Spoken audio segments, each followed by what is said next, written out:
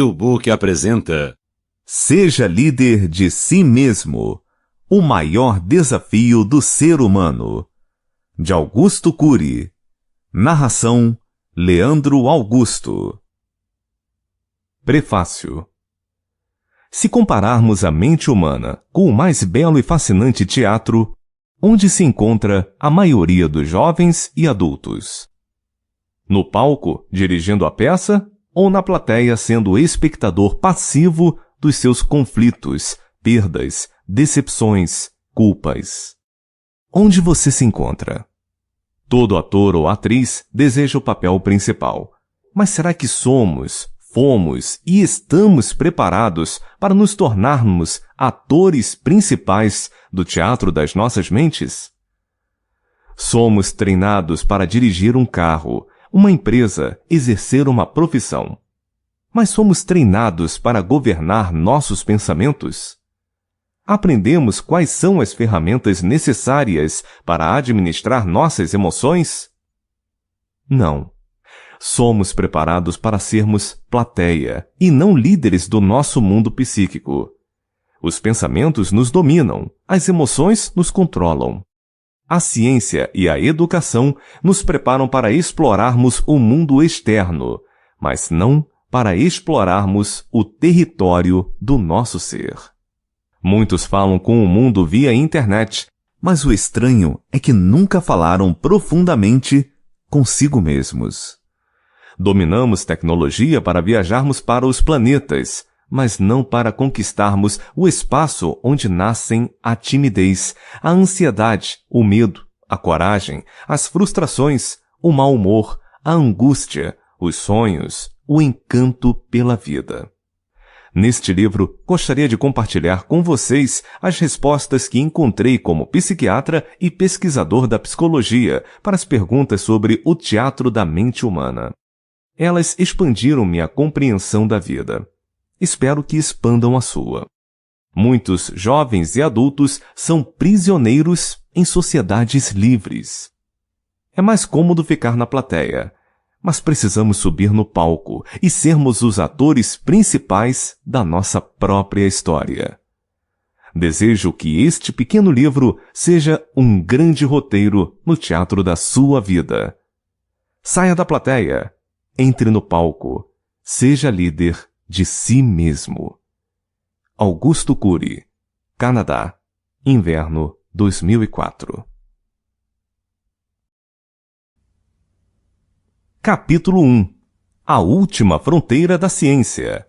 Descobrir quem somos. Quem discrimina os outros, os diminui. Quem supervaloriza os outros, diminui a si mesmo. A vida humana é belíssima, mas brevíssima. Tão breve como as gotas de orvalho que aparecem na calada da noite, cintilam ao amanhecer e se dissipam ao calor do sol. Cada um de nós vive num pequeno parêntese do tempo. Envolvemo-nos em tantas atividades sociais que não percebemos o mistério que cerca a existência. A infância e a velhice parecem tão distantes, mas são tão próximas. Num instante, parecemos eternos. No outro, uma página na história. Por ser tão breve a vida, deveríamos vivê-la com sabedoria para sermos cada vez mais pais, educadores e profissionais inteligentes, jovens mais sábios, amigos mais afetivos. Muitos vivem apenas porque estão vivos. Vivem sem objetivos, sem metas, sem ideais, sem sonhos. Não sabem lidar com sua fragilidade e suas lágrimas. Foram preparados para vencer, por isso não sabem o que fazer quando tombam pelo caminho ou perdem a direção. Sabem lidar com os aplausos, mas desesperam-se diante das vaias. Andam com segurança quando tudo dá certo, mas recuam quando não veem o horizonte. Recebem diplomas na escola, lidam com informações objetivas, mas não sabem ousar, criar, correr riscos calculados e cultivar o que amam. Você já procurou esquecer tudo ao seu redor e olhar para dentro de si? Você já se deixou fascinar pela vida que pulsa no cerne da sua alma ou psique? Eu estudo a mente humana há anos, e cada vez mais sinto que a ciência sabe muito pouco sobre quem somos. Ter capacidade de pensar e se emocionar são fenômenos difíceis de entender. A última fronteira da ciência é saber quem somos. É desvendar a natureza da energia psíquica e os segredos da nossa inteligência. Até para ler este livro, você, sem perceber, usa fenômenos psíquicos fascinantes. Você admira o espetáculo das ideias criado em sua mente? Até nossos pensamentos tolos são fantásticos. Nossa espécie tem consciência da grandeza da inteligência de cada ser humano? Pouquíssima. Quando vejo os jovens correndo freneticamente atrás de alguns cantores ou atores, sinto mal-estar. Eu me pergunto, que sociedade é essa em que alguns são colocados no palco e a maioria na plateia?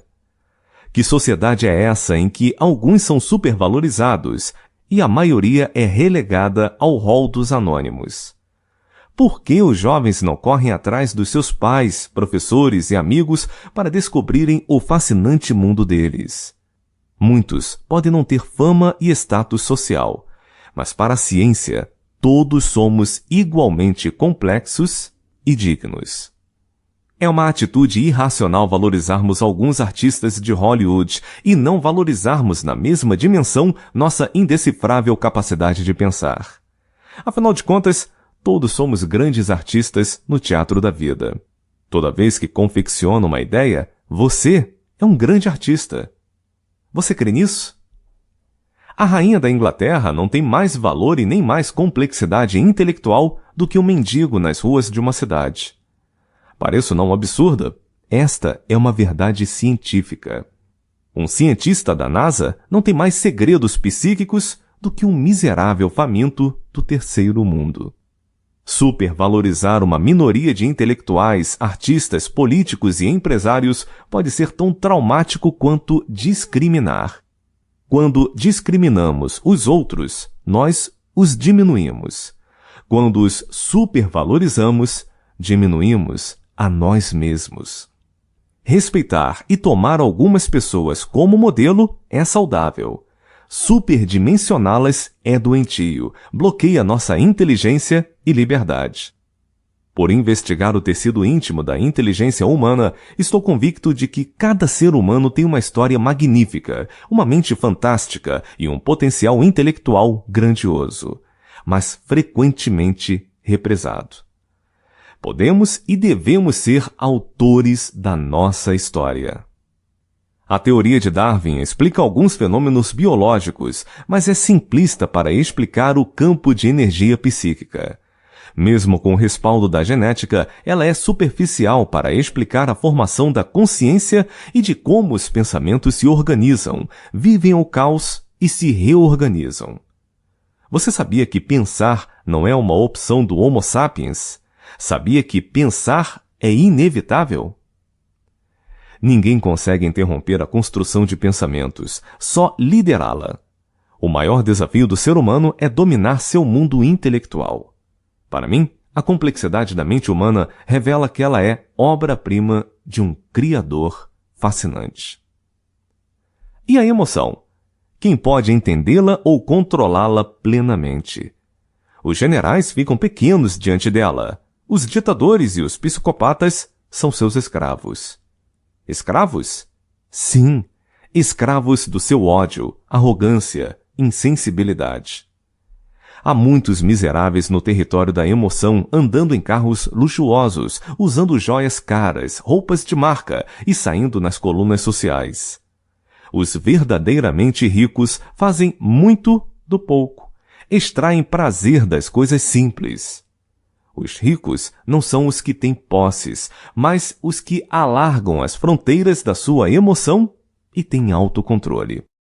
Mas é possível ter pleno autocontrole?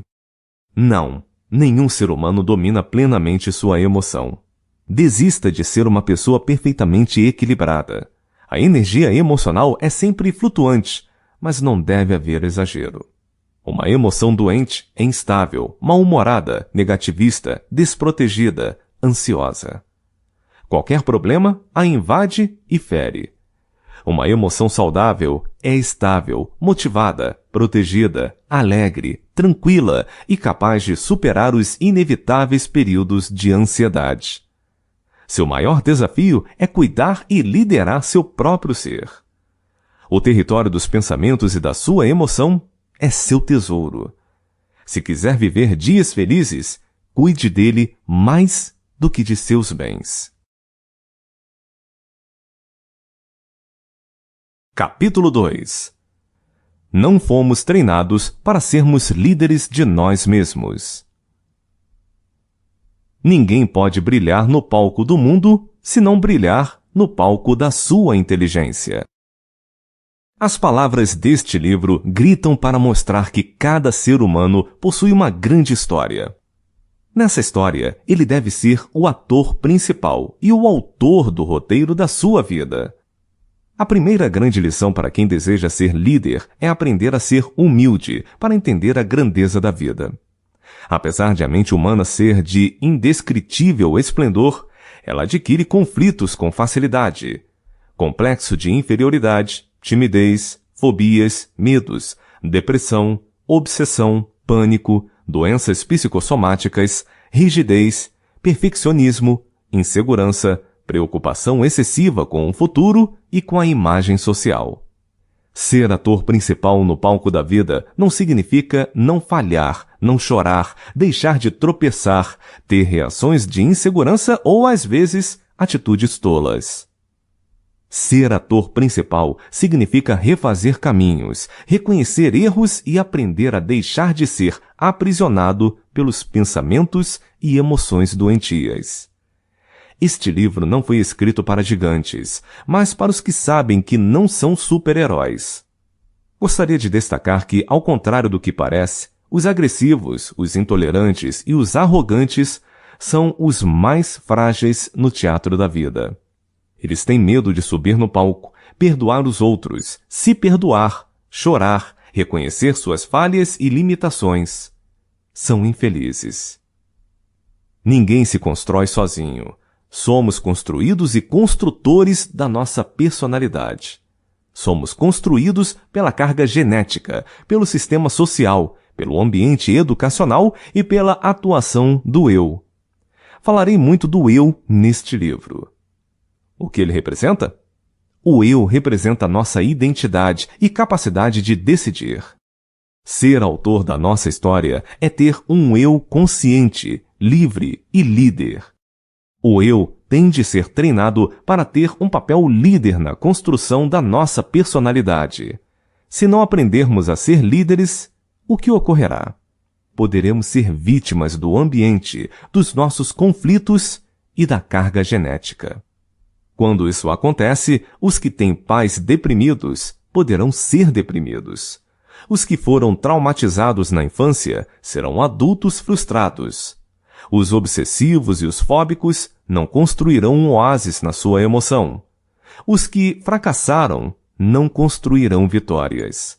Os ansiosos, irritados, impulsivos e tímidos perpetuarão essas características. Felizmente, podemos ser autores da nossa história, mudar o curso das nossas vidas. Por isso, veremos aqui que podemos resgatar a liderança do eu, reeditar o filme do inconsciente e construir janelas paralelas na memória. Sim, podemos superar as feridas psíquicas e construir uma história inteligente. Uma pergunta fundamental. É fácil dirigir nossa história? Não. Mostrarei que é mais fácil ser controlado por nossa emoção do que controlá-la, protegê-la, expandi-la. Muitos jovens fracassam porque não sabem dar um choque de lucidez na sua emoção. Muitos adultos bloqueiam seu potencial intelectual porque são aprisionados pelos pensamentos construídos sem autorização do eu. Você sabia que muitos dos pensamentos que o perturbam foram produzidos por fenômenos inconscientes e não por sua vontade consciente? O que você faz com esses pensamentos? Eis a grande questão. É incrível como somos passivos. Crianças, jovens e adultos vivem seus pensamentos sem saber que podem criticá-los e confrontá-los. aceitam seus pensamentos, deixando preocupações, baixa autoestima, doenças e medos sufocarem sua emoção e simplesmente não fazem nada. A educação mundial falhou gravemente. Fomos treinados para atuar no mundo exterior e não no interior. Para ilustrar nossa inércia e fragilidade nessa área, contaria uma história. Imagine que você está tranquilo na sala de sua casa e, subitamente, um ladrão enorme, musculoso e com uma aparência violenta arromba a porta. Você se assusta e se desespera. O ladrão vai em sua direção, o ameaça e o espanca. Grita aos seus ouvidos, querendo saber onde está o cofre. Você começa a sangrar, cai no chão e fica debaixo da mesa. Ele começa a chutá-lo. De repente, você faz uma grande descoberta. Descobre que a arma que ele usa é falsa, que seus músculos enormes são enchimentos de espuma e seu corpo é franzino comparado ao seu. O que você faria? Ficaria debaixo da mesa? Deixaria que ele o ferisse impiedosamente? Permitiria que roubasse o que você tem de mais precioso? A maioria das pessoas reagiria se o ladrão fosse real, mas não reage quando o ladrão é psíquico. Deixe-me explicar. Todos reagiriam se o ladrão fosse externo, estivesse fora deles.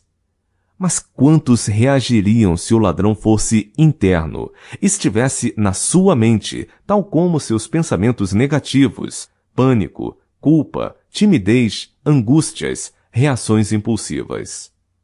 A maioria não reage ao ver sua preciosa tranquilidade e segurança espancadas, roubadas, machucadas. Tem um eu tímido e frágil. Infelizmente, aprendemos a ser submissos em nossa mente. Milhões de crianças e adultos adoecem psiquicamente por causa disso. Se os ensinamentos deste livro estivessem na pauta das escolas, creio que muitos psiquiatras iriam tornar-se poetas e músicos. Não teriam pacientes. Você se considera uma pessoa submissa ou um líder? Jamais deveríamos ser submissos diante dos entulhos psíquicos que se acumulam no solo psíquico. Jamais deveríamos aceitar sermos dominados por qualquer conflito emocional e qualquer característica de personalidade que afeta nossa qualidade de vida e destrói tudo que amamos. Precisamos reagir. É paradoxal. O ser humano tem tecnologia para destruir montanhas, mas tropeça nas pedras do seu medo e mau humor. O ser humano é capaz de dirigir um veículo 1000 vezes mais pesado do que ele, mas não sabe controlar a ansiedade que destrói sua paz e prazer de viver. Devemos respeitar as pessoas mais velhas, as regras sociais e os direitos humanos. Mas não devemos respeitar os pensamentos e as emoções que assaltam nossa personalidade. A sociedade produz pessoas passivas. Todavia, não devemos abrir mão do direito fundamental de sermos livres dentro de nós mesmos. Você tem o direito de ser o autor da sua própria história. Você deve equipar seu eu para ser o ator principal do teatro da sua mente.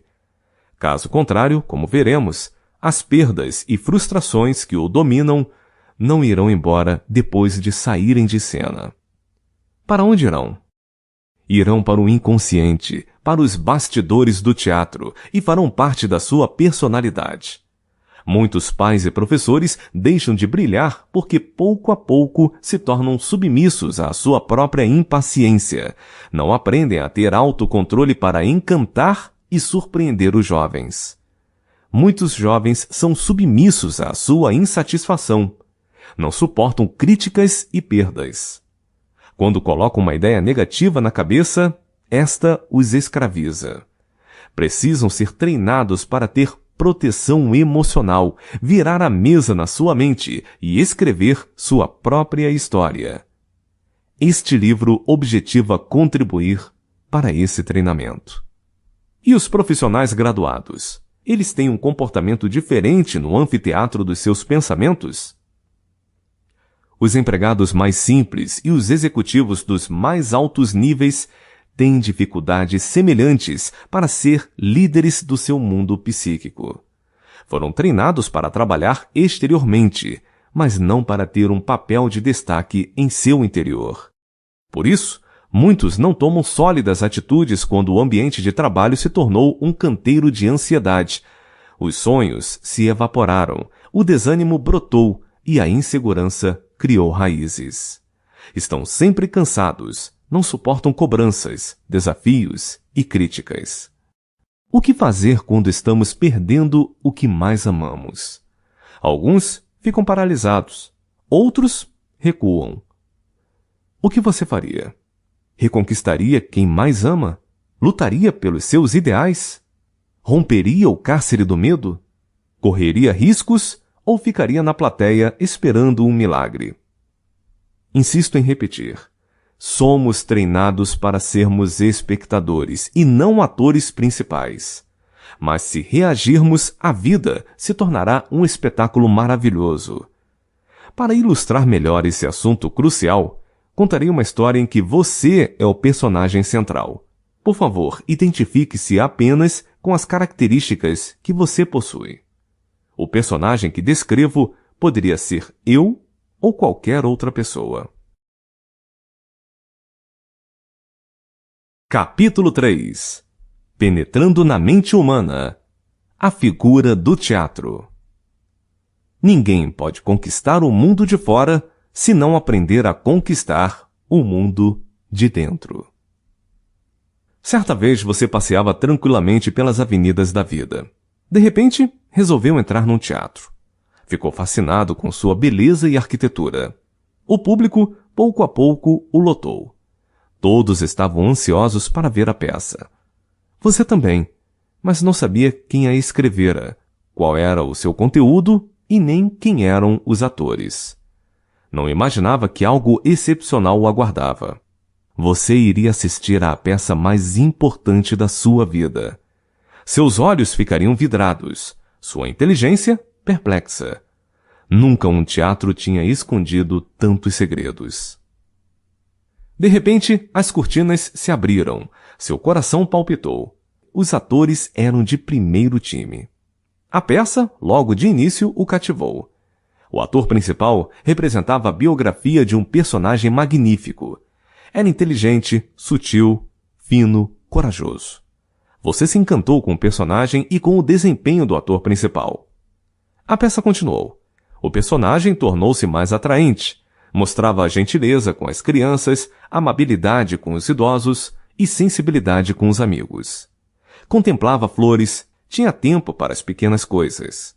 Elogiava as pessoas, brincava com todos, sorria até das próprias tolices. O público delirava com o personagem. Você suspirava, identificava-se com ele. Queria aplaudi-lo, mas se continha. Aos poucos, áreas mais profundas da biografia dele eram reveladas. Perdoava as pessoas, as encorajava e lhes dava sempre novas oportunidades. Mais ainda, era capaz de se colocar no lugar dos outros e perceber seus sentimentos e necessidades ocultos. Os amigos amavam estar na sua presença. Os parentes gostavam de colocá-lo no centro das atenções. Ao mesmo tempo em que era afetivo e sensível, vivia a vida com aventura, era ousado, tinha grandes metas e grandes sonhos. Esse personagem era tudo o que você sempre quis ser. Você se apaixonou por ele. Por isso, num golpe de coragem, ficou de pé e o aplaudiu calorosamente. Todos o acompanharam. O teatro vibrou. O ator principal ficou deslumbrado. De repente, uma surpresa. Enquanto os aplausos cessavam, duas pessoas entraram no palco, interrompendo subitamente a peça. Desenrolaram uma faixa na frente dos atores. Você ficou pasmado. A faixa revelava o nome do personagem cuja biografia estava sendo encenada. Talvez estivessem homenageando uma pessoa importante do passado. Você refletiu, mas se surpreendeu. Ao desenrolarem a faixa, você quase desmaiou na cadeira. Na faixa constava seu nome. Assombrado, esfregou os olhos e beliscou os braços para verificar se não estava sonhando. Não é possível, você dizia. Nesse momento, o público inteiro se levantou, o focalizou e o aplaudiu prolongadamente. No palco, os atores também o ovacionaram. Você não sabia o que fazer. Sua emoção estava arrebatada. Não conseguia reagir diante de tanta alegria. Então, descobriu que, quando se apaixonara pelo personagem, você se apaixonara por si mesmo. Não sabia que tinha uma autoestima tão borbulhante. Você chorou. Você não tinha consciência de que era uma pessoa tão atraente, animada, cativante, segura, singela, serena, dócil e interiormente bonita. Ao ver a peça, descobriu características belíssimas de sua personalidade. Você ficava tão bem no palco. Parecia um grande artista. Passado o êxtase, você ficou de pé, deu largos sorrisos para a plateia e distribuiu muitos acenos. De repente, outra grande surpresa. Ao percorrer a plateia com os olhos, descobre que ela é constituída por pessoas que passaram pela sua vida. Você não sabia se ria ou se chorava. Jamais pensou que viveria uma emoção tão grande. Lá estavam seus amigos de infância. Que saudades! Quantas brincadeiras! Como a vida era suave e bela. Você marcou a vida deles, por isso eles estavam lá o prestigiando e torcendo por você. Mas infelizmente, você raramente os visitou ou deu um telefonema para eles. Na plateia também estavam os queridos professores. Alguns ensinaram você a pegar no lápis, outros a entender os números e ainda outros a não temer a vida. Seus colegas de trabalho mais íntimos também estavam lá. E você pensava que eles não se importavam com você. Por isso, não entrava no mundo deles e desconhecia suas dificuldades. Os amigos recentes também estavam presentes. Sentiam orgulho de você. Para eles, você reluzia no palco e de fato merecia ser aplaudido. Lá se encontravam ainda todos os membros da sua família, dos mais íntimos aos mais distantes. Todos acreditavam em você, o amavam profundamente. Você nunca imaginou que era tão especial e querido. Sentiu-se a pessoa mais realizada e importante do mundo. Sentiu que era valorizado como ser humano, e não por seu dinheiro ou sucesso. Então, você abaixou a cabeça e agradeceu a todos. O palco era seu. O teatro se tornou sua casa. Neste momento, alguém lhe passou um microfone. Todos silenciaram. Esperavam suas palavras. Emocionado e sincero, você disse que não entendia o que estava acontecendo. Tudo parecia um sonho maravilhoso. Agradeceu a homenagem e disse humildemente que não merecia tanto carinho. Mais aplausos, mais lágrimas. Você agradeceu aos atores, fixou os olhos no ator principal, sentiu que tinha algo em comum com ele. Disse-lhe, muito obrigado, você é demais. E falou para a plateia. Construí amigos, enfrentei derrotas, venci obstáculos, bati na porta da vida e disse-lhe, não tenho medo de vivê-la. As pessoas admiravam suas palavras. Você finalizou seu breve discurso com uma bela poesia. Aprendi o caminho da singeleza. Encontrei a morada da segurança. Escalei os penhascos da coragem e procurei beber da fonte onde jorra a sensibilidade. As pessoas se convenceram de que estavam diante de um sábio, um poeta da vida. Então, você olhou para o infinito e falou algo para si mesmo. A vida é um grande espetáculo. Vale a pena vivê-la, apesar de todas as suas dificuldades. Um vencedor não pode estar na plateia. Tem de estar no controle de sua vida. Espere! A peça ainda não terminou.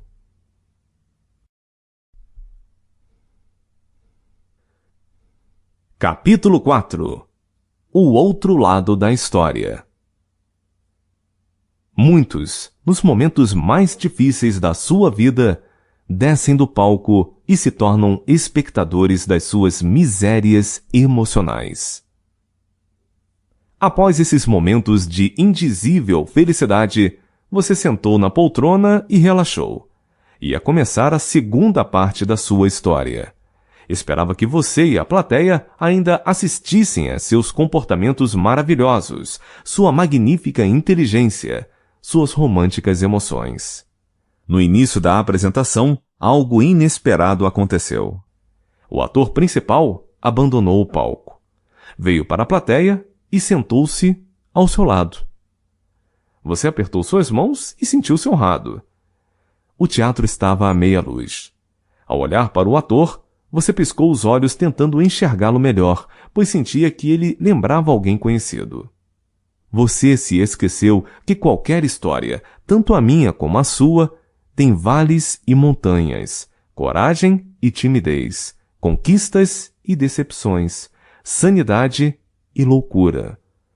Você começou a ver agora o outro lado da sua personalidade. É ótimo ouvir os aplausos, mas é dramático ouvir as vaias. Os atores coadjuvantes e até os figurantes dominaram o palco. Começaram a representar um personagem intolerante que ficava irritado por tolices, perdia a paciência com facilidade. Você olhou de lado, deu uma risada forçada, fez um gesto com as mãos abertas pedindo compreensão. Afinal de contas, todo mundo erra.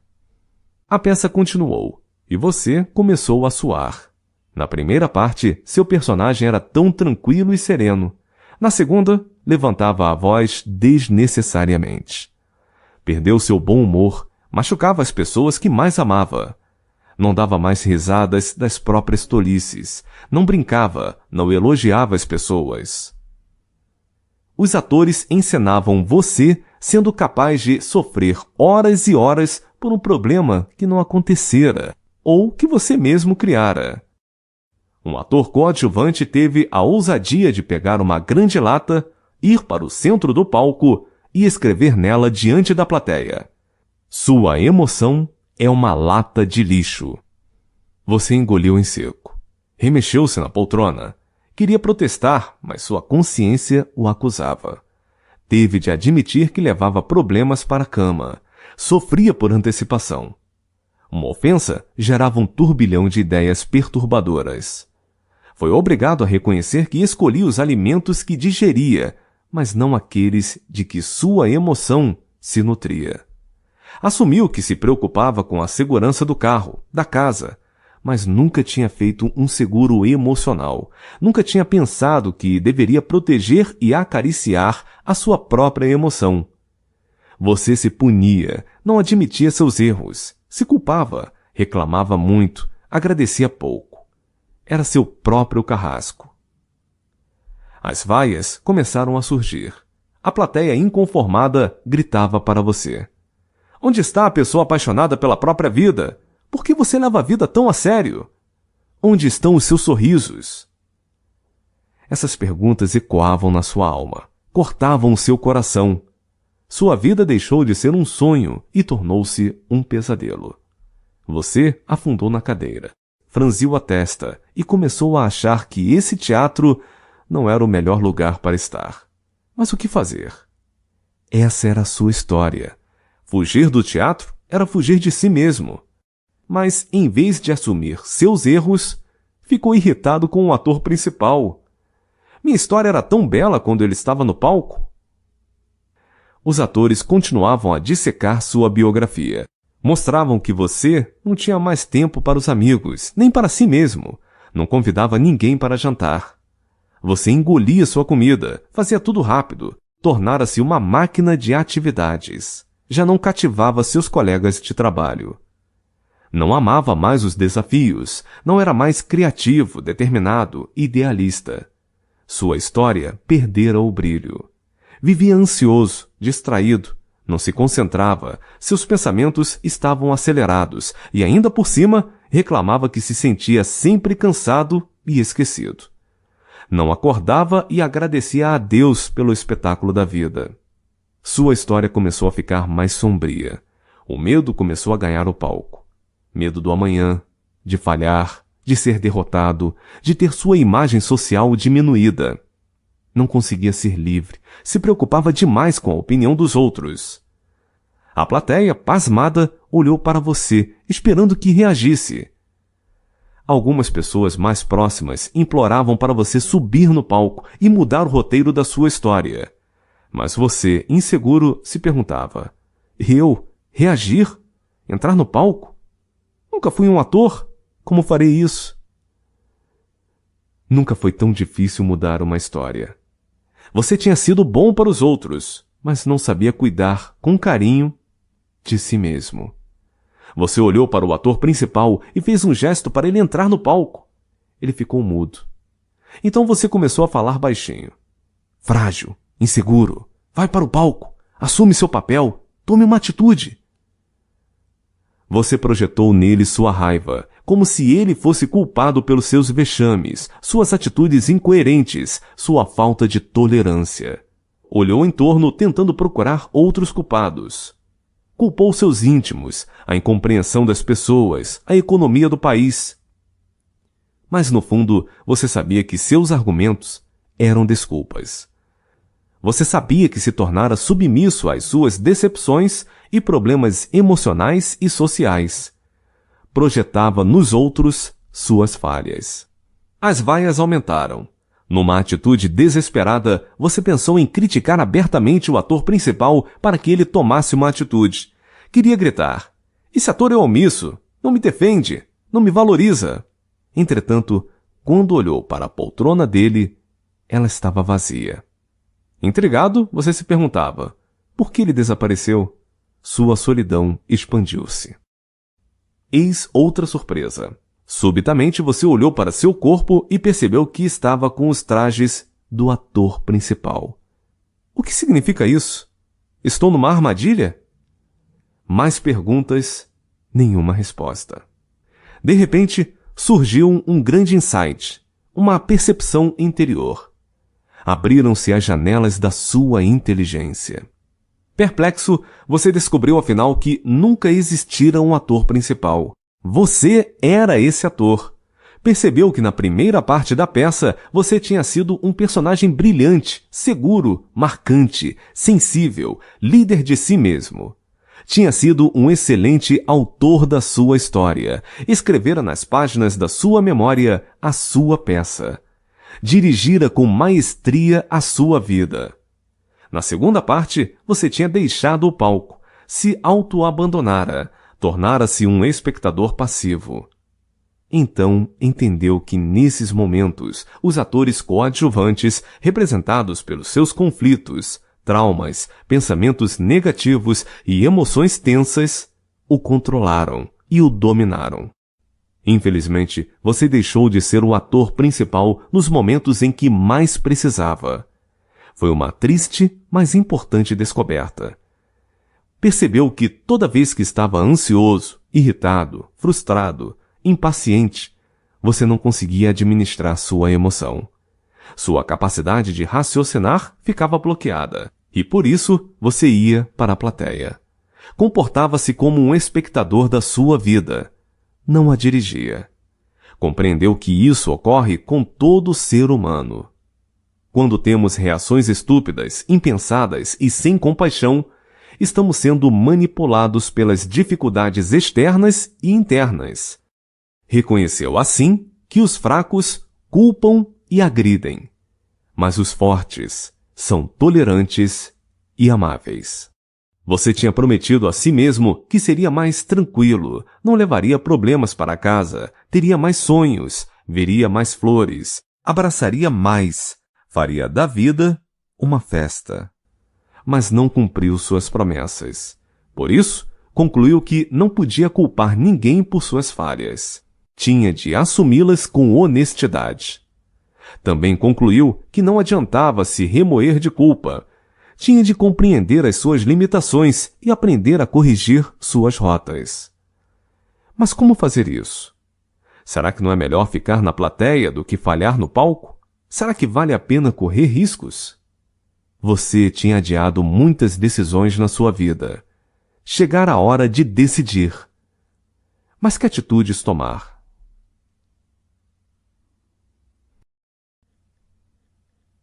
Capítulo 5. Entrar no palco ou ficar na plateia? Eis a questão. No teatro da nossa mente, nossa meta é ser o ator principal. Ficar na plateia é abandonar a si mesmo.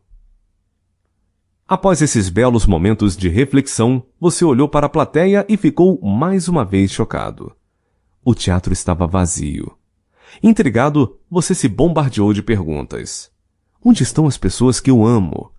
Todas me abandonaram no momento em que mais preciso delas? Gostaria de abraçar um amigo, chorar junto, pedir seu apoio. Mas as poltronas estão vazias. Você se desesperou. Sentiu-se sem chão. Mas em seguida, teve outro insight maravilhoso. Outra percepção profunda. Num piscar de olhos, compreendeu o quebra-cabeça em que tinha se envolvido. Enxergou, afinal, que não havia um teatro físico. O teatro em que estava era o ambiente da sua própria mente. As pessoas nunca estiveram presentes fisicamente na plateia. Elas estavam todas na sua memória. Vieram à tona porque você fez um mergulho em seu inconsciente, porque viajou pelas avenidas do seu ser.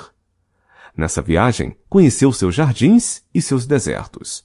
Viveu uma fantástica experiência de se encontrar consigo mesmo. Muitos nunca se encontram. A peça teatral tornou-se o espelho da sua história.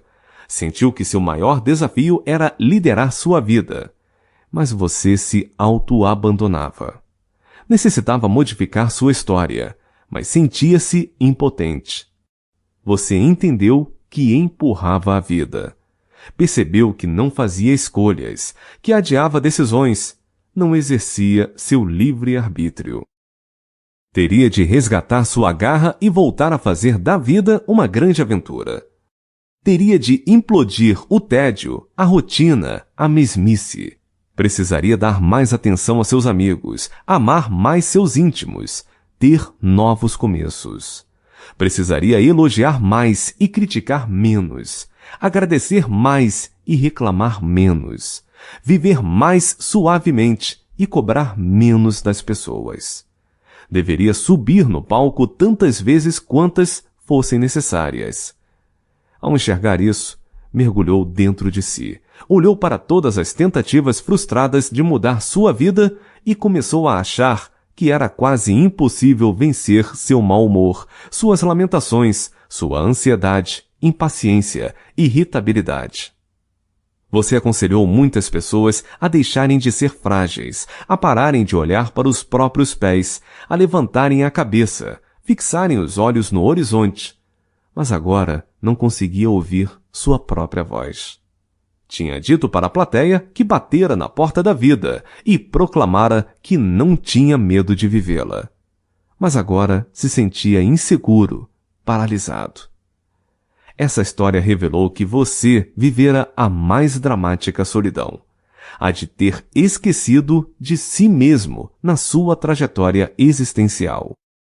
Cuidou de muitos, mas não de si. Esqueceu-se de garimpar ouro nos solos da sua psique, um lugar onde dinheiro não vale nada e a sabedoria vale muito. Empobreceu, tornou-se triste e ansioso. Chorou. Infelizmente, a história que contei representa uma parte da biografia de cada um de nós. Não ficamos atentos para corrigir as pequenas mudanças que corroem nossa qualidade de vida. Só descobrimos nossas derrotas depois das grandes perdas. Por fim, descobrimos: ser espectador gerou um falso conforto. Ser plateia produziu uma aparente proteção. Fomos controlados por nossos problemas. Perdemos as coisas que mais amávamos, inclusive dentro de nós. A vida deixou de ser simples, gostosa, suave. O que fazer? Precisamos resgatar o amor pela vida, o amor mais excelente. Você é apaixonado pela vida? O que você faria se estivesse nesse teatro? Ficaria na plateia? Entraria no palco? Seria um figurante tentando uma oportunidade para aparecer? Faria um papel de importância? Seria um ator coadjuvante? Ou entraria no palco e proclamaria: "Esta é a minha vida. Eu não abro mão de ser o ator principal"? A humanidade gerou imensas plateias e poucos atores principais. Por isso, guerras foram deflagradas, sofrimentos perpetrados. Precisamos procurar responder a certas perguntas. Por que é mais fácil estar na plateia? Por que permitimos que o medo nos encarcere, as ideias negativas nos aprisionem e as emoções tensas bloqueiem a nossa inteligência? Por que líderes empresariais que dirigem milhares de funcionários são às vezes frágeis líderes de si mesmos, a tal ponto que uma frustração gera neles uma ansiedade explosiva? Por que alguns intelectuais brilham quando tratam de assuntos lógicos, mas perdem a lucidez quando contrariados? Por que educadores experientes não conseguem educar a própria emoção e submetê-la ao domínio da sua vontade? Por que pais maduros, às vezes, falham drasticamente, têm reações impulsivas e ferem quem mais amam? Por que jovens que batem no peito dizendo que são livres são, na realidade, escravos das suas ansiedades e conflitos? A partir de agora, tentarei responder a essas perguntas. Quero começar afirmando que a maioria das pessoas que não têm doenças psíquicas clássicas, como depressão e fobias, também não foi treinada para gerenciar os pensamentos, administrar as emoções, virar a mesa em seu inconsciente. Você fez esse treinamento? Uma das grandes causas da falha da educação em realizar esse treinamento é que a psicologia estudou pouco como o próprio eu se forma, como se constroem os pensamentos e quais os papéis da memória na formação da personalidade. Convido-os agora a penetrar no admirável funcionamento da mente.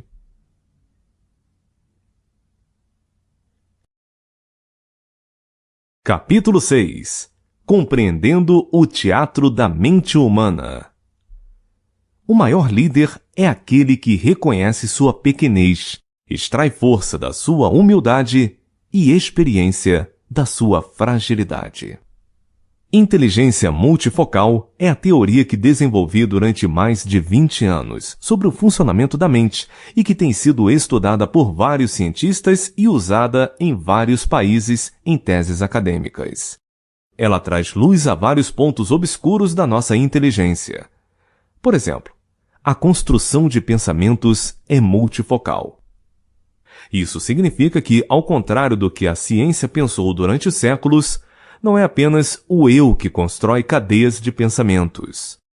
Vimos que pensar é inevitável, pois há 3 outros fenômenos inconscientes que leem a memória e produzem milhares de pensamentos.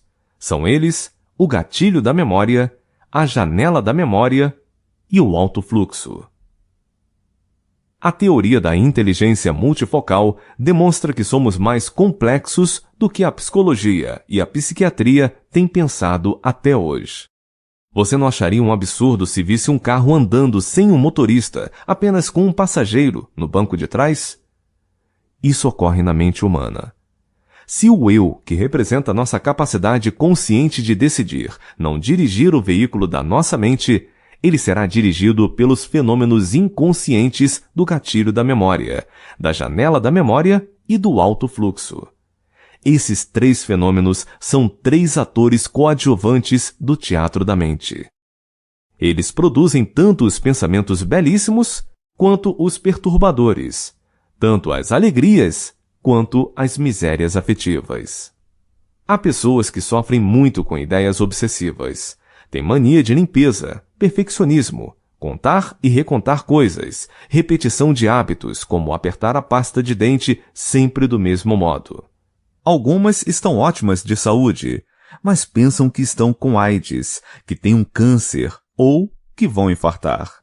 São cultas, mas escravas das suas ideias fixas. Quem produz os pensamentos que detestamos? São os 3 fenômenos inconscientes que citei. Eles comandam o palco. Observe. Todos nós pensamos tolices, nos atormentamos com ideias absurdas, sofremos por antecipação. Você governa seus pensamentos ou eles o dominam? Há pessoas que têm todos os motivos do mundo para serem alegres, mas são tristes. São boas pessoas, têm família maravilhosa, dinheiro, casa na praia, prestígio social, mas choram como crianças, sentem-se insatisfeitas, infelizes. Não têm psicose, nem traumas psíquicos importantes, mas os atores coadjuvantes da sua mente controlam o palco. O eu tornou-se um mero espectador. Um grande industrial disse-me certa vez que tinha inveja dos funcionários do chão de fábrica, pois cantavam durante o trabalho, enquanto ele era um rico miserável, pois sentia-se aprisionado por ideias perturbadoras. Vivia ansioso e sem encanto pela vida. Por que temos 3 atores coadjuvantes no teatro da nossa mente? Não poderia existir apenas o ator principal? Por que não temos pleno domínio de nós mesmos? Tais perguntas expressam o coração da psicologia e da filosofia. Vou dar aqui 2 respostas. Primeiro, sem os atores coadjuvantes, o teatro seria um monólogo, e somente o ator principal atuaria. Nossa espécie morreria de tédio, angústia e rotina. Haveria suicídio em massa. Por quê? Porque grande parte dos sonhos, inspirações, criatividade e ideias que nos distraem e animam é produzida pela leitura espontânea da memória feita por esses 3 atores, e não pelo eu. Segundo, são os atores coadjuvantes que formam o ator principal no teatro da mente. Quantos pensamentos as crianças até os 7 anos de idade produzem por ano? Milhões e milhões. Eles são constituídos de fantasias, distrações, imagens mentais, afetividade. Quem os produz? Não é o eu, pois a criança ainda não tem um eu formado, consciente, apto para criticar, decidir, escolher. Quem os produz são os atores coadjuvantes. Por que os produz? Para satisfazer a emoção e alimentar a memória com informações e experiências e, consequentemente, preparar um alicerce para que o eu amadureça, tenha consciência e se torne pouco a pouco o ator principal. O grande problema é que, se não houver treinamento e educação adequados para formar esse alicerce, o eu poderá ser um péssimo ator principal. Quando os atores coadjuvantes lerem a memória e construírem pensamentos perturbadores que geram ansiedade, humor depressivo e pânico, o eu não conseguirá entrar em cena, confrontá-los e virar a mesa. Há pessoas imaturas de 20, 30, 40 anos. São fortes quando as águas da emoção estão tranquilas. Quando as ondas das falhas e sofrimentos as atingem, elas afundam como pedras. Um alerta. Pelo fato de esses atores ou fenômenos psíquicos serem tão importantes para gerar o prazer e formar o eu, eles nunca terão um papel pequeno no teatro da mente. O que não podem é controlar o palco. Quem deseja uma liberdade sem limite perderá a própria liberdade, será aprisionado por esses atores. Adquirimos diplomas para atuar no mundo de fora, mas somos frágeis para liderar o mundo psíquico. Temos tendência em ser gigantes no mundo profissional, mas meninos no território das emoções e dos pensamentos. Vamos entender melhor esses fenômenos. Capítulo 7. Os 3 atores coadjuvantes do teatro da mente. Alguns viajaram pelo mundo todo, mas nunca tiveram coragem ou habilidade para viajar para dentro de si mesmos. Quais as funções dos 3 fenômenos ou atores coadjuvantes da nossa mente? Farei uma síntese deles. Quem desejar se aprofundar, recomendo que leia meus outros livros. Gatilho da Memória. É o fenômeno que faz com que cada estímulo visual, sonoro ou psíquico seja interpretado imediatamente em milésimos de segundo. As imagens das flores, pessoas, objetos são identificadas não pelo eu, mas pelo gatilho da memória. Temos milhões de imagens na memória, mas quando vemos a imagem externa de uma flor, por exemplo, o gatilho é acionado, acerta o alvo e identifica a imagem. Sem esse fenômeno, o eu ficaria confuso. Como o gatilho da memória pode nos prejudicar? Por exemplo, quando alguém vê uma pessoa que o feriu ou rejeitou, o gatilho é detonado em frações de segundo. Abre os arquivos que contêm as ações dessa pessoa, gerando raiva e ansiedade. Se o eu não retoma a liderança, ele vai imediatamente para a plateia. Não somos gigantes. Apesar de o gatilho ajudar muitíssimo nossa inteligência, diariamente ele nos envia para a plateia. Alguns jovens vão a cada 10 minutos para a plateia. Ninguém pode dizer-lhes não, sem que se ofendam. Quem reclama, agride os outros. E se ofende com facilidade, é frágil. Deve retomar o palco. Helena era uma jovem motivada e inteligente. Falava 3 línguas. Discutia suas ideias com os amigos de maneira segura e livre. Mas tinha um problema. Não conseguia falar em público. Quando estava diante de uma plateia exterior, o gatilho era pressionado na sua mente e abria um arquivo que continha o medo de falhar, de passar vexame. O público levava Helena para a plateia interior. Ela ficava aprisionada. Teve de exercitar-se para deixar de ser uma pobre vítima do gatilho. O resultado? Tornou-se livre. Não é possível brilharmos nas plateias exteriores se somos tímidos espectadores na plateia da nossa mente. Alto fluxo. Ele produz a grande maioria dos pensamentos no teatro da nossa mente. Produz os pensamentos que nos distraem, nos animam, fazem sonhar. Como o alto fluxo faz isso? Através de milhares de leituras espontâneas da memória, sem uma direção lógica. Você não fica intrigado com certos pensamentos que produz? Pensamos em situações bizarras, em amigos da infância, no tempo.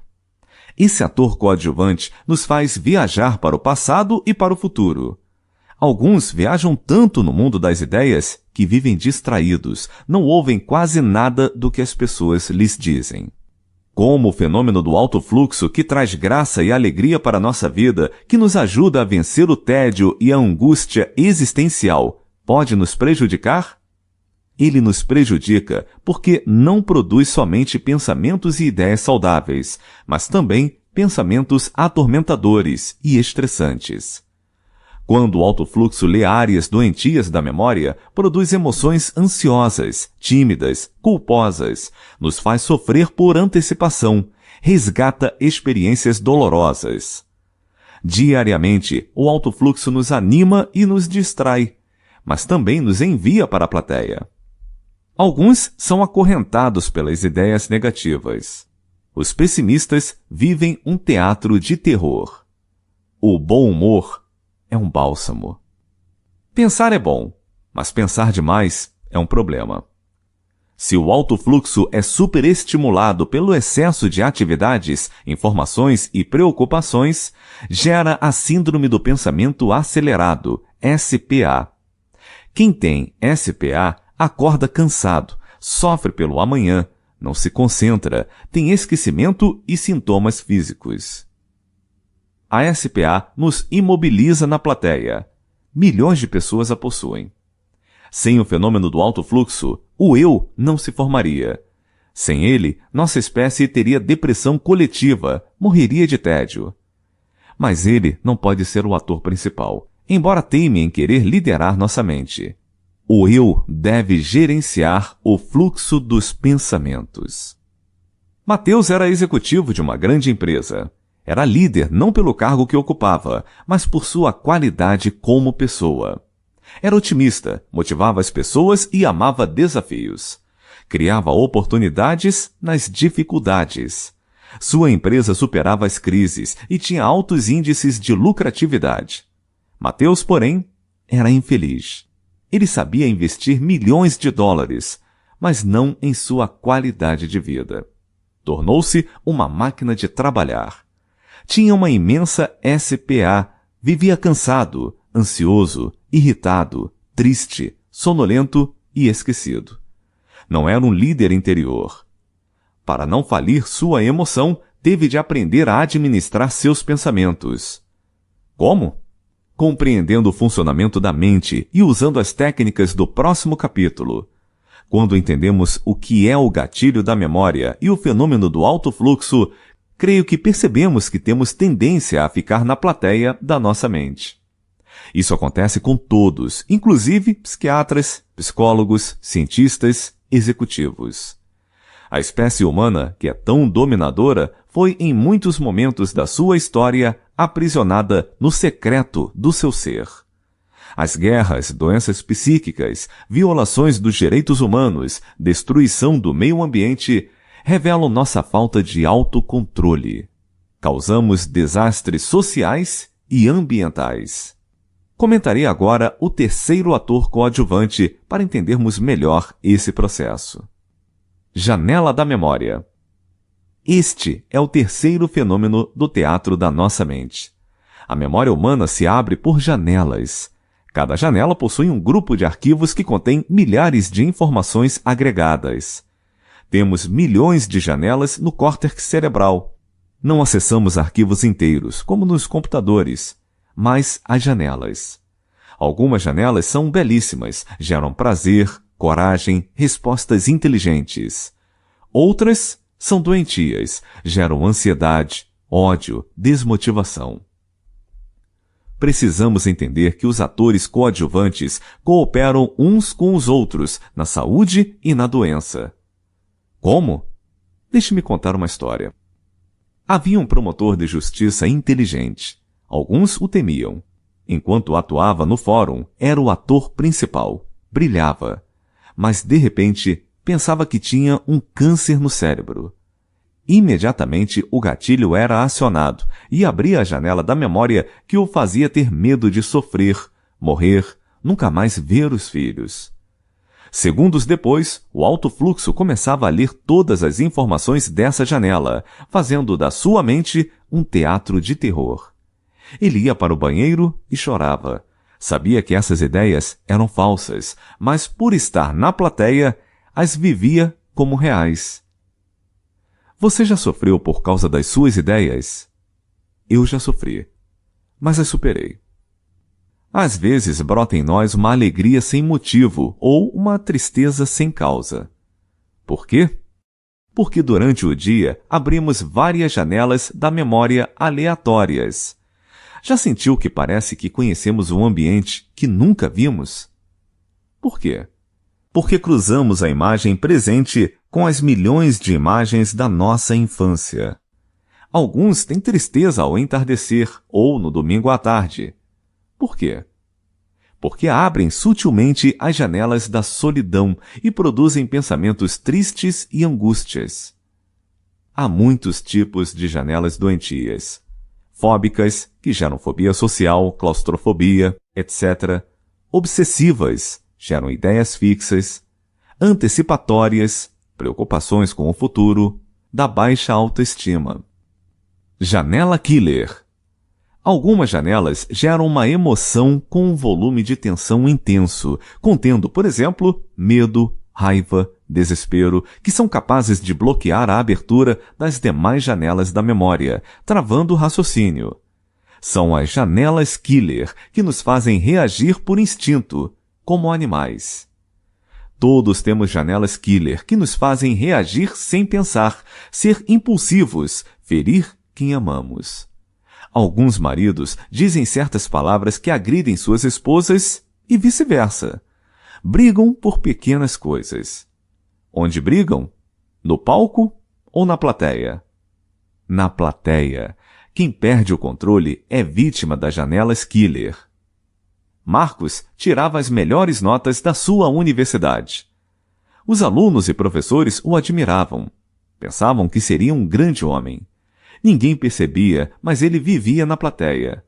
Era vítima das janelas killer que geravam nele timidez, insegurança, medo da crítica. Após a faculdade, fracassou. Tinha muitos conhecimentos, mas não sabia trabalhar em equipe, enfrentar desafios, liderar pessoas. Muitos excelentes alunos não têm grande sucesso. É necessário mais do que conhecimento objetivo para nos tirar da plateia e nos fazer ser livres e líderes. Espero que este livro ajude muitos a sair da plateia e brilhar no palco. Muitos pais e filhos ferem uns aos outros. Por quê? Porque são vítimas dessas janelas mortíferas. As janelas killer contêm os arquivos dos nossos maiores traumas, perdas, frustrações. Elas são responsáveis pela maioria dos suicídios, homicídios, divórcios, fobias, depressão. Uma recomendação: não corrija ou provoque as pessoas que estiverem tensas. Espere a temperatura da emoção delas baixar. Assim, sairão das janelas killer, abrirão sua memória e terão respostas inteligentes. Também respeite seus próprios limites.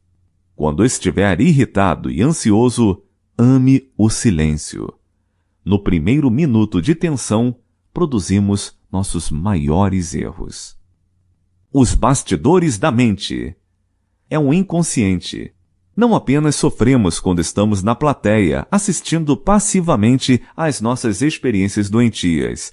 Como após deixarem o palco, elas vão para os bastidores do teatro da mente, acumulando lixo no inconsciente. Deixe-me explicar.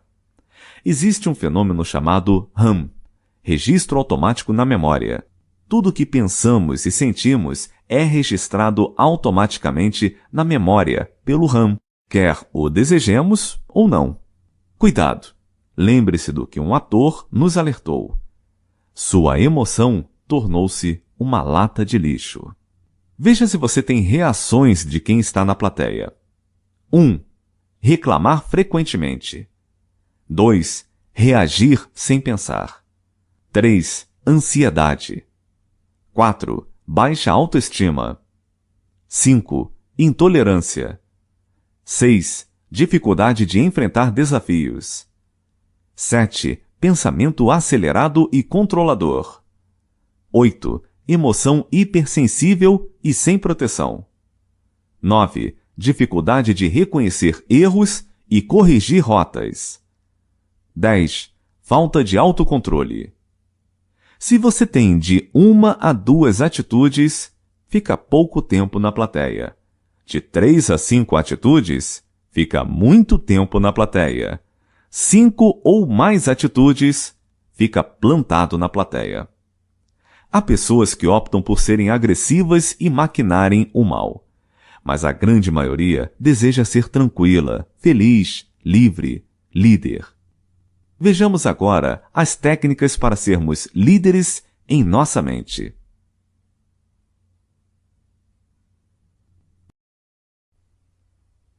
Capítulo 8. Técnicas psicológicas para ser líder de si mesmo. Um ser humano rico procura ouro na sociedade. Um ser humano sábio garimpa ouro nos solos do seu ser. Neste capítulo, estudaremos ferramentas para resgatarmos a liderança do eu. Quem deseja tornar-se um ator principal da sua mente, desenvolver sua inteligência e conquistar saúde emocional e intelectual, precisa prestar muita atenção e praticar as técnicas que comentarei. Elas deveriam ser ensinadas em todos os níveis escolares. Há 2 metas e 2 técnicas que alicerçam nossa capacidade de gerenciar os pensamentos e emoções para sermos líderes no palco da mente. Metas: 1. Reeditar a memória. 2. Produzir janelas paralelas da memória. Técnicas: 1. DCD. Duvidar, criticar, determinar. 2. Mesa redonda do eu. Reeditar a memória. Reeditar a memória é um dos processos de transformação da personalidade estudados pela teoria da inteligência multifocal. Não podemos deletar a memória, só reeditá-la ou reescrevê-la. Não temos ferramentas para apagar o passado registrado pelo fenômeno RAM, seja bom ou ruim. Só podemos reeditá-lo. O que é reeditar ou reescrever a memória? Não é apagar os arquivos doentes, mas inserir novas experiências nas janelas da memória. É entrar no palco da mente e construir segurança onde existe o medo, lucidez onde existe estupidez, tranquilidade onde existe ansiedade. Pedro era um médico prestativo e hábil. Tratava de pacientes com maestria e segurança. Um dia, teve um ataque de pânico. O gatilho da memória detonou e gerou uma janela killer. Pedro começou a ter medo de infartar. O fenômeno do alto fluxo alimentou-se dessa janela e produziu inúmeras ideias negativas. O fenômeno RAM registrou-as e expandiu o medo inicial. Sua saúde estava ótima, mas a janela killer bloqueou seu raciocínio. Os ataques se repetiram. Viveu o cárcere do medo. Parou de trabalhar e ficou deprimido durante muitos anos.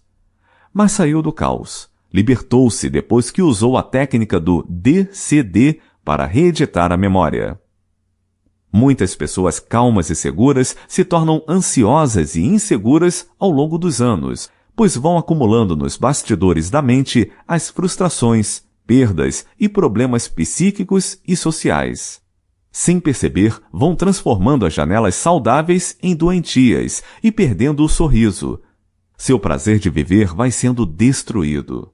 Reeditar o filme do inconsciente, Memória, é a primeira meta para quem quer deixar de ser algemado pelos atores coadjuvantes do teatro da mente e pelos traumas, conflitos, angústia, estresse.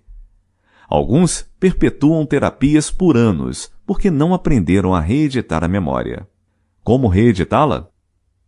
Técnica do DCD.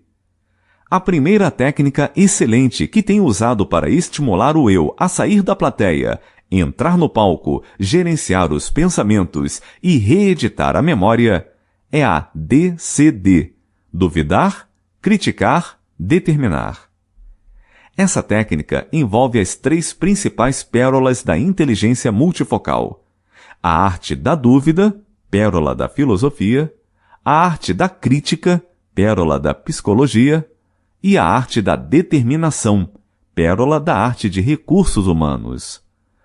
Você não imagina a força que temos que fazer para sair da plateia quando usamos essas 3 artes. Deixamos de ser passivos, conformados e vítimas.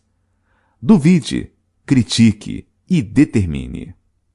Marcos era presidente de uma empresa, mas não presidia sua mente. Reagia como se todas as mulheres o traíssem. Casou-se e fez da sua relação um inferno. Criava ideias de que sua esposa o estava traindo. Torturava-a. Quando ela ameaçou separar-se, ele procurou tratamento. Na terapia, começou a entender que era vítima do passado. Sua mãe havia traído seu pai. Aprendeu a sair da plateia, aplicou o DCD. Duvidou das suas ideias dramáticas e as criticou diariamente. Cada vez que uma ideia dessa surgia, dizia para si: essa ideia não tem fundamento. Não serei mais algemado por ela. Determino ser livre e reconstruir minha história. Conseguiu resgatar a liderança do eu. Não seja aprisionado pelos atores coadjuvantes. Duvide de tudo que eles produzem e que faz você ficar deprimido, ansioso, sem autoestima. Critique seriamente cada pensamento negativo, cada ideia tola que o perturba, cada angústia, humor triste, medo, insegurança. E por fim, não peça compaixão para os atores coadjuvantes. Entre no palco e determine ser alegre, tranquilo, conquistar o que mais ama, ser líder de si mesmo. As palestras de autoajuda pouco ajudam quando as pessoas não compreendem o funcionamento da mente. Não basta só determinar, é preciso antes duvidar e criticar para reeditar a memória. Quando, no silêncio da nossa mente, duvidamos, criticamos e determinamos diversas vezes por dia ao longo de meses, construímos uma nova história. Produzimos prazeres, coragem, reflexões que são arquivados pelo fenômeno RAM nos bastidores da mente. A técnica do DCD não apaga a memória, mas reedita e reescreve o inconsciente. Assim, nos tornamos autores da nossa história. Após 6 meses de prática dessa técnica, a qualidade de vida dá um salto e nos tornamos mais alegres, simples, tranquilos, seguros, autoconfiantes. Mas é possível reeditar todas as janelas da memória? Não. Sempre ficam algumas janelas doentias na periferia do inconsciente, difíceis de serem reeditadas. Além disso, mês após mês, produzimos novas janelas doentias, geradas pelas decepções, perdas, conflitos sociais. Não há gigantes. Sempre recaímos e voltamos para a plateia. Mas qual é a grande diferença de quem atua como ator principal e faz a técnica do DCD? Essa pessoa se torna mais estável e madura. As dores lapidam a sabedoria. As falhas constroem a tolerância. As perdas geram novas conquistas. Os fracassos nos tornam mais fortes. Os grandes líderes da história praticaram o DCD intuitivamente. Tenho estudado a mente de grandes líderes da história, como Moisés, Maomé, Confúcio, Buda. Gostaria de destacar alguém que teve plena consciência de que deveríamos deixar de ser espectadores, que treinou seus discípulos constantemente para saírem da plateia e serem líderes. Seu nome é Jesus Cristo. Escrevi sobre ele uma coleção que analisa sua inteligência. Entenda que não estou falando de religião, mas de uma pessoa fascinante, famosíssima e tão pouco conhecida no teatro da sua mente. Jesus Cristo nunca deixou o palco. Extraiu força da fragilidade, alegria da dor, sabedoria das calúnias. Foi feliz na terra de infelizes. Fomos treinados desde a infância a sermos tímidos, frágeis, inseguros diante das nossas misérias psíquicas. Já notou que quando algum tipo de medo nos abate, em vez de duvidarmos dele, nós o aceitamos passivamente? Já percebeu que agredimos os outros quando estamos estressados e ansiosos, em vez de criticar o estresse e ansiedade? Quando se abre uma janela da memória doentia e produz emoção com alto volume de tensão, bloqueamos a leitura das janelas saudáveis, travamos a inteligência. Nos focos de tensão, ferimos as pessoas e nos punimos. É justamente nos focos de tensão que precisamos fazer o DCD. Se você deseja ser apaixonado pela sua vida, faça-lhe um grande favor. Não seja mais tímido e passivo diante dos seus próprios ataques de raiva, irritabilidade, de seus pensamentos negativos. Peça desculpas se errou. Não brigue com os outros. Não os culpe. Não discuta. Nossa luta real é interior e silenciosa, no anfiteatro da nossa mente. Os monstros que os atores coadjuvantes encenam no palco, sejam o medo, a impaciência, a intolerância, as preocupações, são menores do que você imagina. Mas se não atuarmos, eles se acumularão no inconsciente e poderão destruir nossos sonhos, nossa paz, o prazer e o amor pela vida. Janelas paralelas da memória. É a segunda meta que devemos ter para sermos atores principais. Construir janelas paralelas é criar na memória janelas saudáveis que têm interconexão com as janelas doentias do inconsciente. As janelas paralelas abrem-se imediatamente quando as janelas doentias são abertas, fortalecendo a liderança do eu. Imagine uma pessoa que tem claustrofobia. No momento em que entra num elevador, abre-se uma janela killer, que gera um medo dramático de que ele vá parar e o ar vá faltar. Mas, se o paciente construiu janelas paralelas, elas se abrirão, criando condições para que ele tenha autocontrole. Um dos maiores segredos para um ser humano deixar de ser vítima dos seus conflitos e se tornar livre para decidir seus próprios caminhos é criar janelas paralelas inteligentes. Algumas pessoas são quase imutáveis. Elas perpetuam por décadas sua teimosia, sua rigidez, sua ansiedade. Por quê? Porque não reeditam seu inconsciente, nem constroem janelas paralelas. Estão algemadas na plateia. Você construiu várias janelas paralelas intuitivamente ao longo de sua vida, provavelmente sem perceber e sem saber como o fez. Por isso, superou certos fracassos, mágoas, rejeições, crises. Como criar janelas paralelas? Mesa redonda do eu. Essa técnica é excelente para criar janelas paralelas em pacientes que desejam superar transtornos psíquicos ou em pessoas que querem desenvolver seu potencial intelectual e expandir sua qualidade de vida.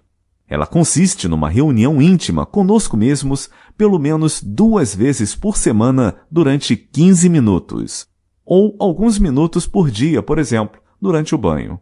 Paramos por alguns momentos com tudo, entramos dentro de nós mesmos e debatemos nossos problemas, dificuldades, crises, perdas. Discutimos e traçamos caminhos numa mesa redonda silenciosa situada no palco da mente. Bárbara era uma boa pessoa, mas sofria muito. Tinha muitas janelas doentias. Era hipersensível. Pequenos problemas causavam-lhe grande impacto. Vivia a dor dos outros. Esperava muito deles e frustrava-se facilmente. Uma crítica estragava-lhe a semana. Não se protegia. Fez terapias por mais de 10 anos, mas tinha frequentes crises depressivas. Em seu último tratamento, aprendeu a técnica da mesa redonda do eu. Isolando-se durante cerca de 15 minutos, fez debates, questionamentos e críticas diárias contra suas características doentias. Em 2 meses, criou janelas paralelas. Plantou um jardim em sua memória. Deixou de ser vítima e tornou-se autora da sua história. As psicoterapias analíticas objetivam o autoconhecimento com o fim de reeditar o inconsciente. As psicoterapias cognitivas atuam nos sintomas com o objetivo de criar janelas paralelas. Elas almejam tirar os pacientes da plateia e levá-los para o palco. Se os estimulassem a fazer a técnica DCD nos focos de tensão e a mesa redonda do eu fora dos focos de tensão, elas dariam um grande salto. Todas as doenças psíquicas podem ser superadas. Se necessário, deve-se usar um antidepressivo ou tranquilizante, com prescrição médica. Mas não devemos esquecer que o eu deve ser sempre o ator principal e os medicamentos, o ator coadjuvante. Muitos passam anos sem conversar consigo mesmos. Auto-isolam-se, se auto-abandonam, conversam com o mundo, mas emudecem diante de si. Nossa espécie é contraditória. Ela é belíssima e complicadíssima. Desenvolvemos tecnologia para falar com o mundo externo, mas não sabemos dialogar com nosso mundo interior. A maioria das pessoas passa décadas sem falar profundamente consigo mesmas. Os jovens sabem operar complexos computadores, mas não sabem criticar suas ideias, repensar sua história e discutir seus problemas. Que sociedade é essa que tem destruído a capacidade do ser humano de se interiorizar? Parece loucura conversar sozinho, mas loucura mesmo é a ausência de autodiálogo. No livro 10 Leis para Ser Feliz, eu digo: se o mundo nos abandona, a solidão é suportável. Se nós mesmos nos abandonamos, é insuportável.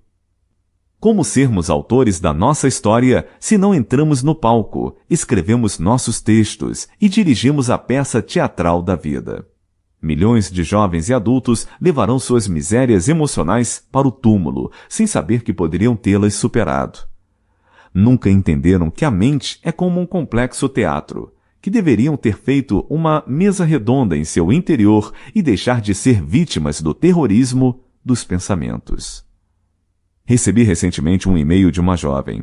Disse-me que era ansiosa, depressiva, comia compulsivamente. Engordou 15 quilos em poucos meses. Sentia medo, nojo, raiva e vergonha de si mesma. Chorava muito. Tentou várias vezes o suicídio. Mas ao ler meus livros, disse que se levantou e deixou de ser vítima dos seus conflitos.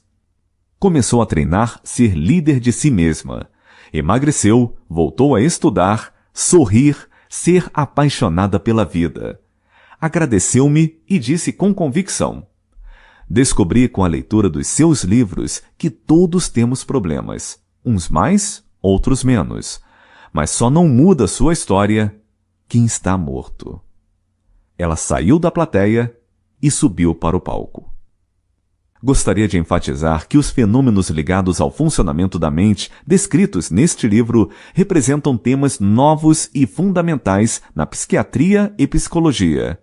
É uma grande luz no caos das sociedades modernas, que se tornaram fábricas de pessoas ansiosas, estressadas e sem identidade.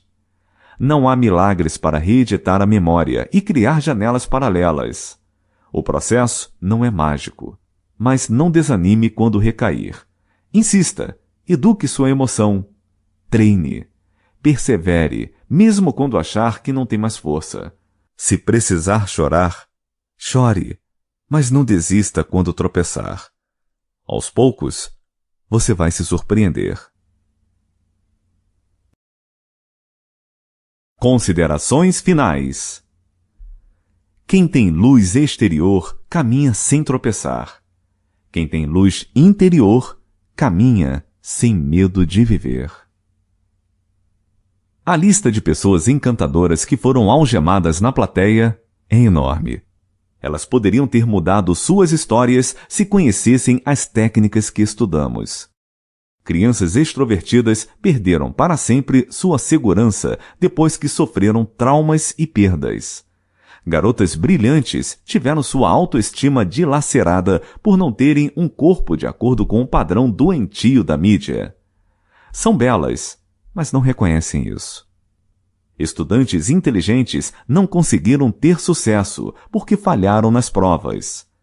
Jovens sensíveis perderam o romantismo da vida depois de fracassarem em seus relacionamentos afetivos. Adultos lúcidos e amáveis foram amordaçados pela timidez, sentiram-se diminuídos sem saber que nunca foram inferiores aos outros.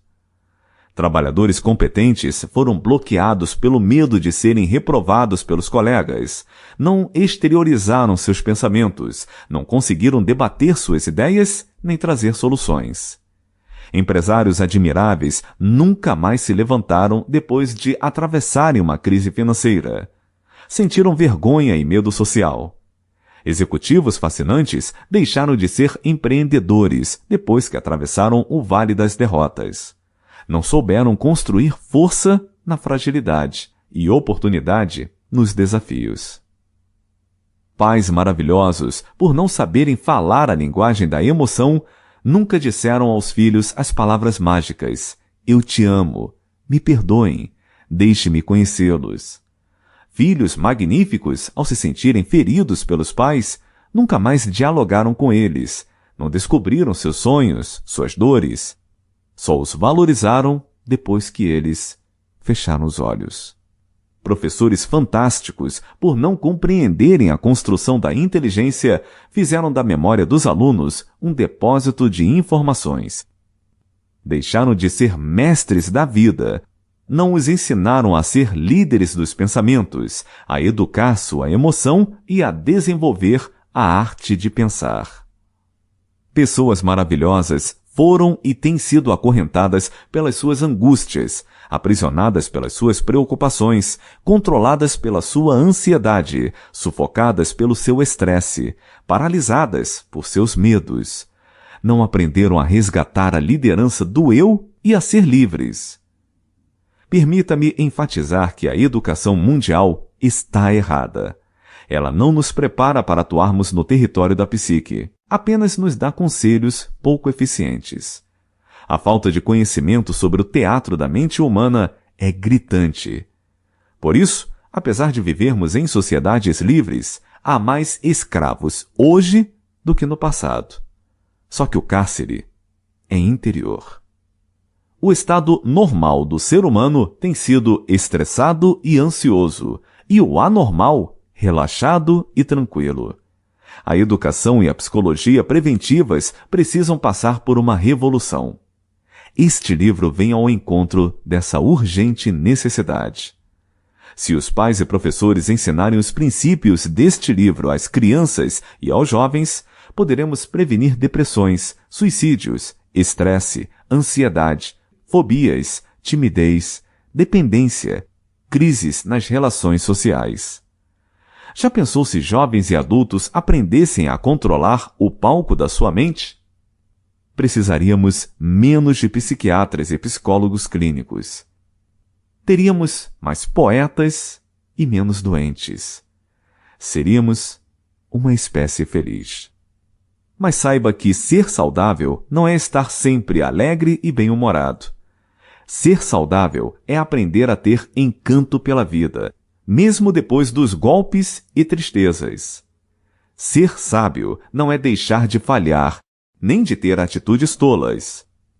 Ser sábio é reconhecer essas atitudes, utilizá-las e deixar de ser submisso às misérias psíquicas. Os mais fortes também têm seus momentos de fragilidade. As pessoas mais cultas passam por momentos de incoerência. O ser humano mais gentil também perde a paciência. A pessoa mais rígida e autossuficiente derrama suas lágrimas, ainda que escondidas. Em alguns momentos, você irá ficar decepcionado consigo mesmo e com as pessoas que ama. Mas não reclame, pois não há pessoas perfeitas. Não só de sucessos vive o ser humano, mas da convicção de que, nas dificuldades, podemos escrever os melhores textos das nossas vidas. Dialogue com as pessoas ao seu redor, surpreenda-as, descubra-as. Faça agradáveis mesas redondas consigo mesmo. Revise suas rotas, refaça seus caminhos, gerencie seus pensamentos, administre sua emoção. Seja um amigo da arte da dúvida e um amante da arte da crítica. A vida é a obra-prima do autor da existência. Trate-a como seu maior tesouro. Não espere infartar para cuidar da sua qualidade de vida e nem perder o que mais ama para tomar decisões. Decida, faça escolhas, planeje sua vida.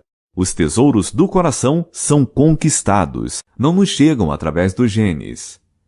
Na história de qualquer ser humano há aplausos e vaias, pensamentos serenos e ideias perturbadoras. Doces emoções e amargas experiências. Júbilos e lágrimas. Desejo que em cada um desses momentos você descubra que seu maior desafio não é conquistar o mundo exterior, mas sair da plateia, entrar no palco e aprender a ser o ator principal do teatro da sua mente, o autor da sua história, o grande líder de si mesmo. Fim. Yubuk, obrigado por escutar.